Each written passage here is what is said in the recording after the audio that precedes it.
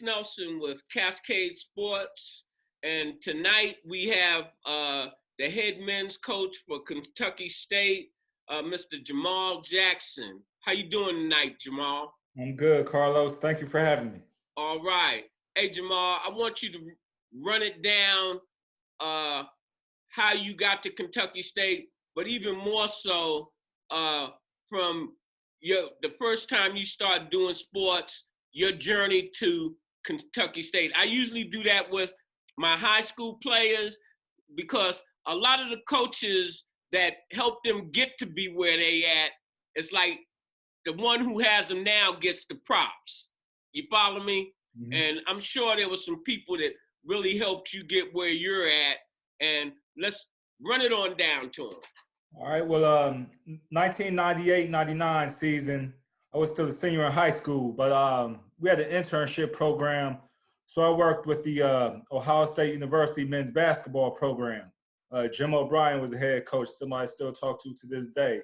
Shout out to Jim. Go ahead. I said shout out to Jim. Yeah, Coach O'Brien. So that year we had Scooney Penn, Mike Red, George Reese, Brian Brown. Those guys led us to the NCAA Final Four. So, I came to Kentucky State on a track and cross country scholarship in 1999. I knew I wanted to coach. My father was a longtime coach at Columbus Walnut Ridge High School. He still coaches there to this day with my brother. They're on Chuck Jefferson's staff. They won the city championship and the district championship this year. So I've known I wanted to coach for a long time. So I came in 99, became a manager with the team in 2000, with the men's basketball team in 2000. That's when Winston Bennett took over. Winston came from, he was coaching with Rick Pitino with the Boston Celtics. He played at Kentucky, coached at Kentucky, played at the NBA. So I joined his staff as a team manager. But as a team manager, I thought I was an assistant coach then. So doing my managerial duties as well. I was in the office all day breaking down film and everything. So from then I was carrying myself and acting like I was an assistant coach. I know they got tired of me being in their way in the office all day, but I was doing what I needed to do. Ended up joining the team. So instead of manager, ended up joining that team. In 2004, I graduated, and Coach Thomas Patterson was the head coach at that time. Soon as I graduated, he hired me as a full-time assistant coach. So I was the assistant coach here for 2004 to 2008. Left here in 2008, went down to Stillman College with Coach Michael Grant, who was a coach at your alma mater for a while at Central State. He was at Stillman. Each year, we took over a one-win team at Stillman.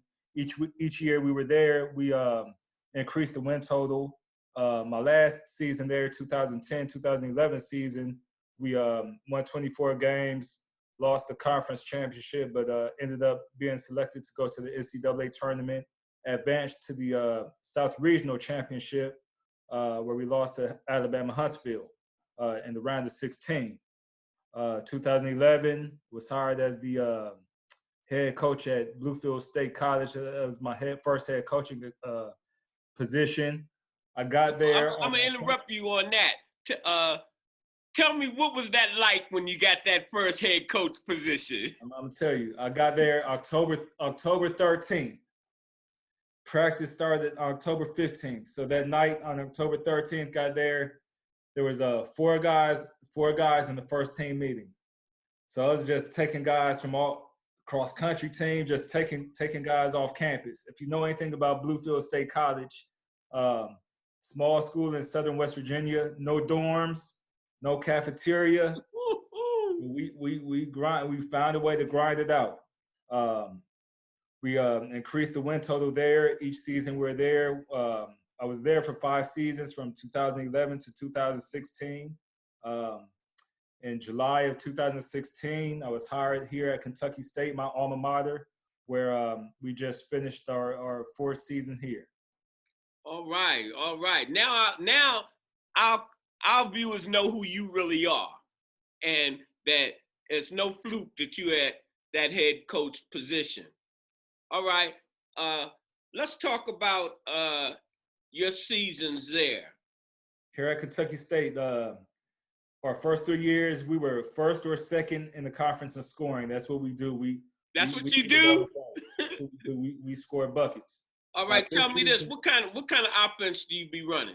We've been running a 4-out, 1-in motion offense, especially this season. I had probably what we think is what was the best big man in the conference. So we really. What's his name? Give him Jordan Little. Jordan Little. He was a senior from New Jersey. Transferred to us from Morgan State University. Tell me this. I've asked a couple of coaches this because I had just learned this myself. I watch the game, but I don't really watch the game. And coming from New York, you know, they have that Big East play kind of rough, and people be backing down. The big men be not facing the basket. And one of my coaches out of DC earlier last week was saying, there's no more of that. The big men, they face up to the basket and they be shooting their jump shots. What's up with your big man? Well, this year, Jordan to play with his back to the basket. That's why we centered our offense on him. He had some good post moves, was strong, physical. Most big men these days don't want to play with their back to the basket. Everybody wants to shoot threes and be out on the perimeter, but he knows that's where his bread was buttered. That's where he helped us best. And he's going to make a lot of money at the next level doing that same thing. So go on. I interrupt you because I want to find out. You one of the first coaches say they big men can play with the bat. The other coaches that I've talked to, they be facing up. That it's like that's outdated. But I never think playing rough and ready, muscling in, could be outdated. But what do I know? Well, a lot of guys don't like that physicality. Like I said, Jordan, he'll play at the next level.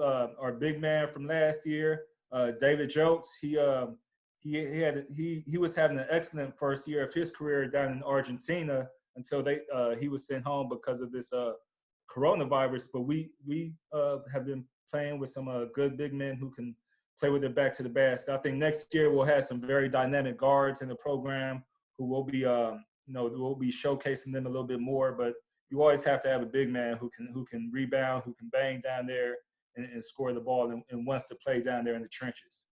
On a 1 to 10, what kind of defense you got down there in Kentucky? Well, this year it was a 0. We played very poor on the defensive end this year, but we'll definitely pick that up with the guys. We have some competitors coming in, some guys returning who knows what it takes. And we'll really pick that up. I was here with the defensive-oriented coach and Winston Bennett, and you're not going to win many games if you don't play defense. Hey, Coach, tell me a little bit about the turnover situation. We didn't show. We were a very efficient team offensively this year. I don't know the exact numbers, but we had some guys who knew what we had to do on the offensive end. Which was get it down to the post. And he was a very unselfish player. Jordan knows if he got double teamed, which he did a lot, he was able to kick the ball out, get it to our shooters. What would you say the best attributes of Kentucky State is? I'm biased, of course. This is my alma mater, but it's a beautiful campus, right in the heart of Kentucky, right in central Kentucky. We're 20 minutes from Lexington. 45 minutes from Louisville, hour and a half from Cincinnati. Great people on campus. People who love their students, love their school. A great student body is just a great place to be. All right, you went there. Let's talk about HBCUs. Now you addressing my high school audience, let's say. What would you say about the nurturing effect? The effect that whether it's Kentucky State or any of those HBCUs, and because Kentucky was your home, what was it like being a student there? I think Did I talk to you about when I was at Virginia State and I had that 0.7 grade point average? But I heard on this previous interview you did, I heard about that. Yeah. And you see, I'm successful now. And I attribute all of that to going to a HBCU. You can definitely get caught up in, because it's a great atmosphere. It's fun. It's you know, you can definitely get caught up in your grades will suffer. But for me as a student, man, you have faculty, you have staff who have been what you're going through now and have been what you're going to go through once you graduate. People who take that time to talk to you personally, not about just your grades or just about what you're doing on that football field or the basketball court, but how you're doing academically, you know, how you're doing mentally, and just people who genuinely care about you. Yeah, how's dad doing? How's mom doing? Anything bothering you? Exactly. You can come to me. At the big universities, they don't have that. They might have one or two teachers do something, but when you go to a HBCU, you don't have to fit in.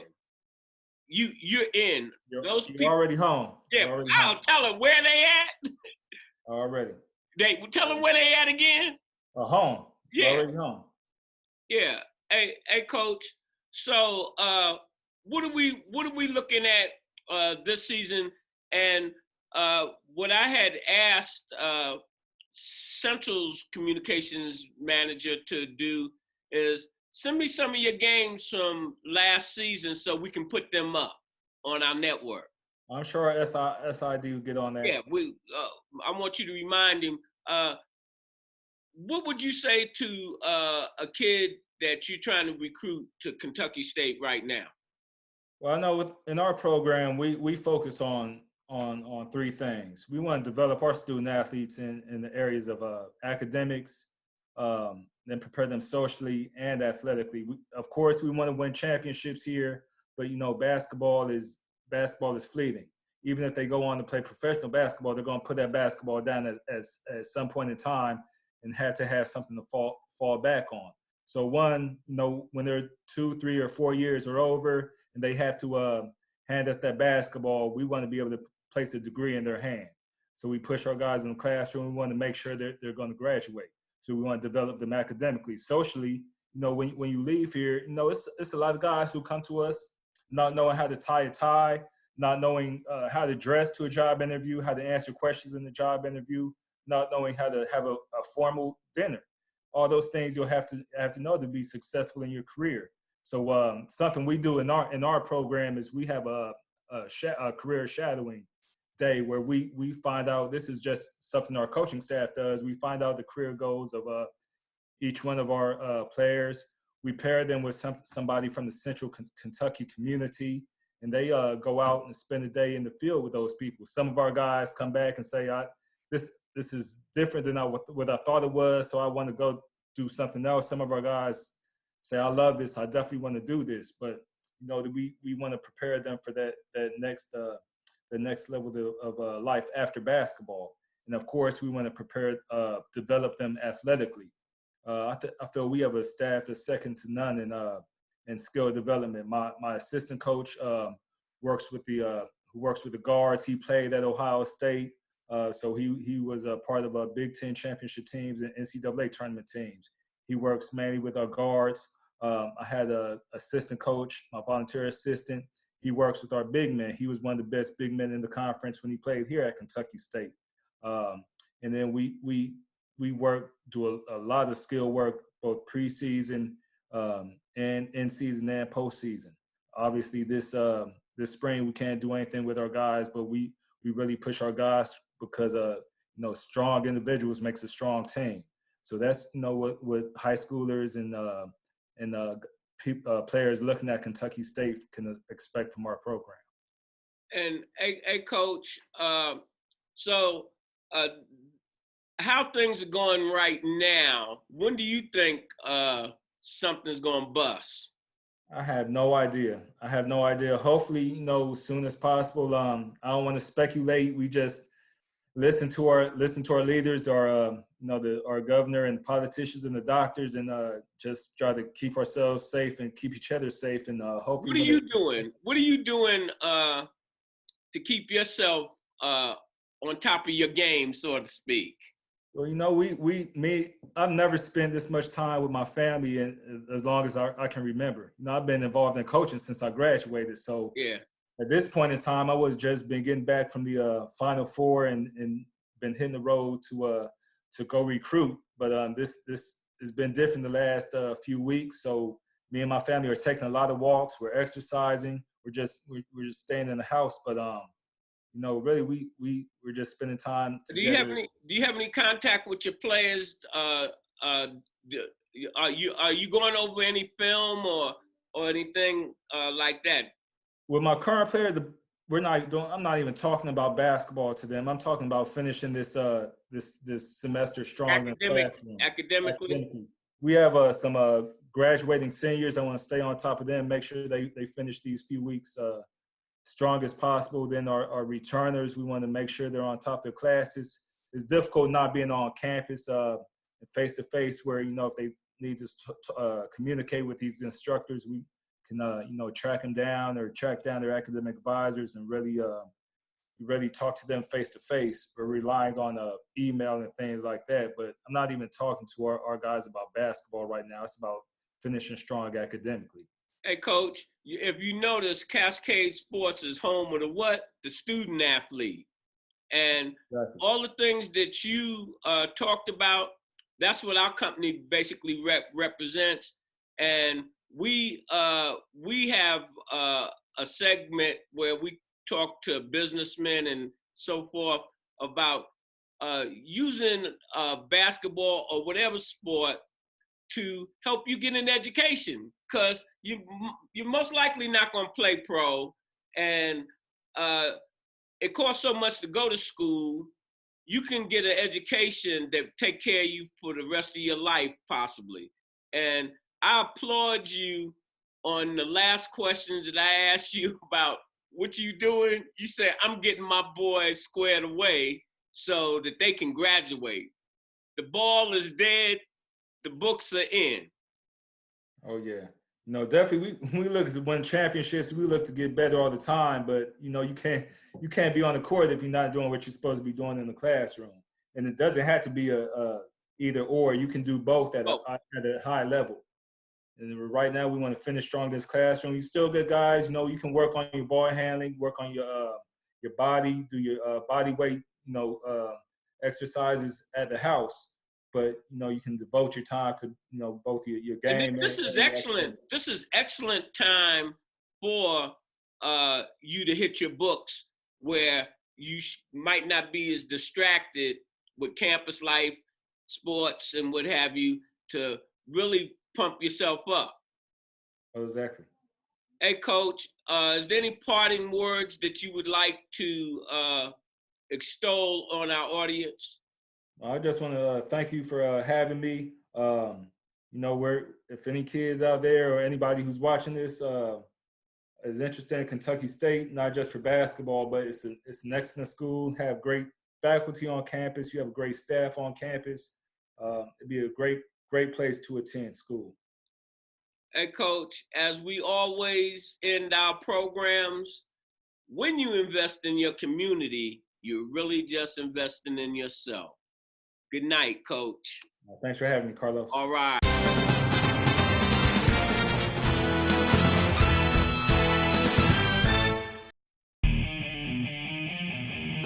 This program is brought to you by the City of Fountains Coaches Association.